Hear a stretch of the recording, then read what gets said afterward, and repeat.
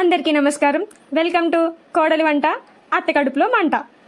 చెప్పండి, ఈ రోజు మీరు ఏ డిష్ ని అందరికి పరిచయం చేయాలనుకుంటున్నారు? పచ్చి పులుసు పానీపూరి. పచ్చి పులుసు పానీపూరి ఇంతకు ముందు ఎప్పుడైనా చేశారా? లేదండి, ఇదే ఫస్ట్ టైం మీ మీద ఎక్స్పెరిమెంట్ చేస్తున్నా. అయిపోయింది. మనం మొదలు పెడదామా? మీరు కావాల్సిన పదార్థాలు చెప్తే మనం స్టార్ట్ చేద్దాం. అక్కర్లే, చేస్తున్నప్పుడు వాళ్ళే చూస్తారు. ఈ లోపు మనం ఒక చిట్కా తెలుసుకుందాం. మీరు ఎప్పుడైనా పానీపూరి తినాలనుకుంటే పానీపూరి బండి దగ్గర కాకుండా పార్సిల్ తెచ్చుకొని ఇంటి దగ్గర తినండి. మీరు కంగారుగా తినే కన్నా తీరిగ్గా తినడం చాలా బెస్ట్. ఎందుకంటే పానీపూరి ఫాస్ట్ గా తినడం వల్ల గొంతులు ఇరుక్కుంటుంది, మీరు పోయే ఛాన్స్ కూడా ఉంటుంది. రెడీ అయిపోయింది, టేస్ట్ చేస్తారా? శ్మశానంలో చెప్పారా? ఓకే, ముందుగా ఇంట్లో ఎవరైనా పెద్దవాళ్ళు ఉంటే వాళ్ళతో టేస్ట్ చేపిద్దాం. ఇంట్లో ఎవరు లేరండి, అందరికి మోషన్స్, హాస్పిటల్ కి వెళ్లారు. మీ వంట తిన్నారా? మీకెలా తెలుసు? ఇంతకీ ఏం చేశారు?